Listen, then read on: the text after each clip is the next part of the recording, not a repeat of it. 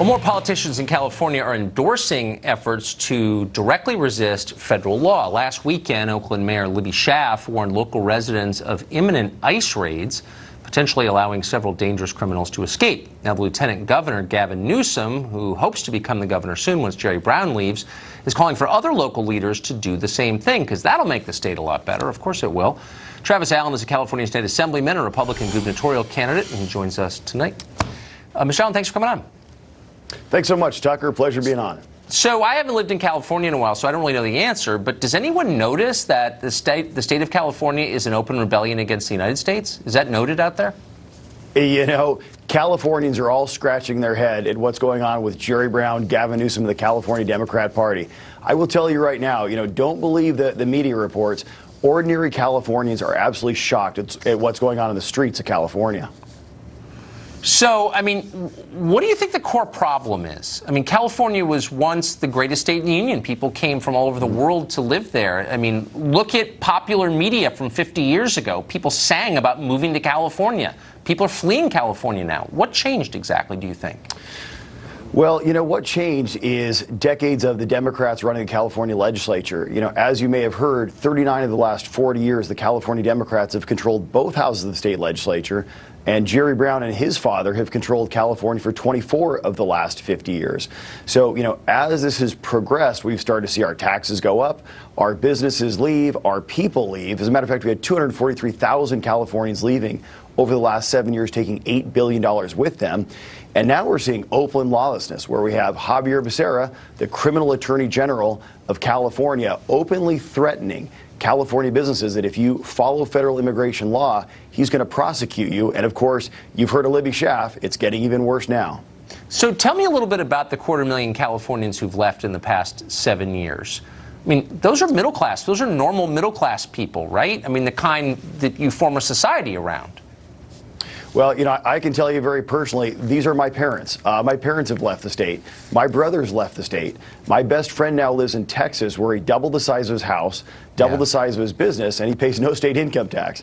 I'm also an investment advisor, in addition to be a California State Assemblyman. And I can tell you that my clients all started in California. They're now in 22 different states around the nation. I mean, do the people who run the state have any, do they know this? Do they pay any attention? I know your tech sector is doing well, and you've got more poor people than ever, so you're sort of booming on either end, but are they worried about the middle class fleeing?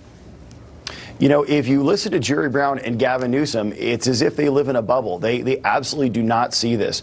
But it's understandable. I mean, if you were Gavin Newsom, the former mayor of San Francisco, and you had maps of human waste so people can actually navigate through your city, hypodermic needles on your sidewalk, and actually now opening heroin injection centers starting in July in San Francisco, I think it might make sense to look the other way at the facts, because that really is the only explanation in California. Highest poverty in the nation, 1 in 5 Californians living below the poverty line, highest homelessness in the nation, and I mean, the numbers go on and on. They destroyed something so beautiful, and they should be punished for it. Assemblyman, thank you. Good luck. Thank you very much. U.S. News & World Report just released their new best states ranking, and they have bad news for the state of California. Despite having a powerful economy, the most fertile farmland in the world, probably the prettiest physical environment on planet Earth, California was rated dead last in quality of life, if you can even believe it. Ethan Behrman is a California radio host. He still lives there. He joins us tonight. Ethan, how do you take a place that was world famous as Eden and in 50 years make it the worst place in America? And please don't blame others. Like, the people who run the state should take, I think, responsibility for that, don't you?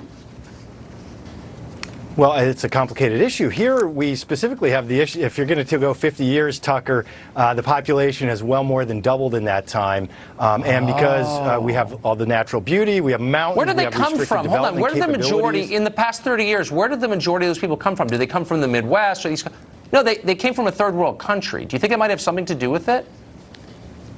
I think that is a very complicated issue. If you look in Silicon Valley in particular, Tucker, since you were just talking about the booming Silicon Valley, that is a lot of coming from South Asia, from China, that's from true. countries that you might think are poor, but they've come in and they've contributed and they've built tremendous businesses. We have a massive Sikh community. We have a Korean community. They've been great. Very They've been great, and they represent a tiny percentage of the population of California. The overwhelming majority have come from Latin America, and a lot of them are awesome people and smart and add a lot. And even the super poor ones, I think a lot of them are really great people. But the truth is, if you import millions of really poor people with no education, doesn't mean they're bad people, but maybe your state gets a lot more like the countries they left. Can we admit that, or are we pretending that's not true still? Well, I don't think I agree with you, because remember, the cost of living here is extremely high. That is, when you look at that U.S. News and World Report and you look at how they measure what you just talked about, quality of life, it's cost of living is what's throwing us way out of whack. So maybe too many people came over the border and the state is totally overpopulated, and you're dealing with the normal problems that come with overpopulation, like really expensive housing prices, no? No, part of our problem here actually is a little bit of NIMBYism. We love our green space, so we restrict development. And anytime you restrict development, you're a free market guy. Really, green space. You know that causes prices to go up. So I want to show you a our picture green that a space friend of mine took last week. He works downtown San Francisco, 2 blocks from Uber. This is the street right in front of his office. I think it's Market Street in San Francisco, one of the richest cities in the world. Those are hypodermic needles. They're syringes that heroin addicts left there. That's not green space. That's filth. And why would anybody, look, if your city looks like that, you've failed. Can't we just admit that, or are we still pretending that's progress? I think that there is a real significant issue that is happening in California, that 1/8 of our homeless population, we know this from the surveys, they come here from elsewhere. This is actually a federal issue that Californians are having to deal with, because you don't die in a nor'easter here, Tucker. In Minneapolis, where I grew up, people die because they freeze to death. So why doesn't Houston's more temperate even than San Francisco? But Houston doesn't look like that. It's kind of weird. I mean, you'd think if it was just like the weather, that Houston, which is bigger, of course, than San Francisco by a factor of 5 or whatever, would have, a lot more hypodermic needles. But wait, there are none. Why is that? Any idea? So we have more lenient drug laws here, and we always have. But we also it's run by liberals who aren't good at running things. We have a problem, though. The opioid epidemic right now, Tucker, so if you're going to point out hypodermic needles, 65,000 people a year are dying right now because of that. Heroin and the opioid epidemic plays into all of that, including rural Kentucky and rural Ohio. But because none of which look San like that, Francisco though, is a big target, then you can point out San Francisco. Okay, let me just ask you quickly. So you won't concede that unrestrained immigration has affected the poverty level in California, the crowding in California, the rising housing prices in California. The millions of poor people coming to this state have had no bad effect at all. Will you concede that unrestrained immigration in California has had any downside at all? Any? Yes, the biggest downside is the criminal element likes to prey on them, and we've had a real problem in they're California. The victims. This is like a parody. Absolutely, yeah. So it's There's not no Kate question Steinle there's a lot who's of the abuse victim. that happens, and it's the illegal. This is why we need to. This is why we need Congress to deal with the immigration issue. We need a solution. The president brought all the leaders together into the White House. He told them to make a deal, and even said he would take the heat. Yet the Republicans have chosen not to do anything about it. Okay, unfortunately, we're out of time, because that's actually one of the more hilarious conversations I've ever had. I hope you will come back. Ethan, it's great to see you. Thank you.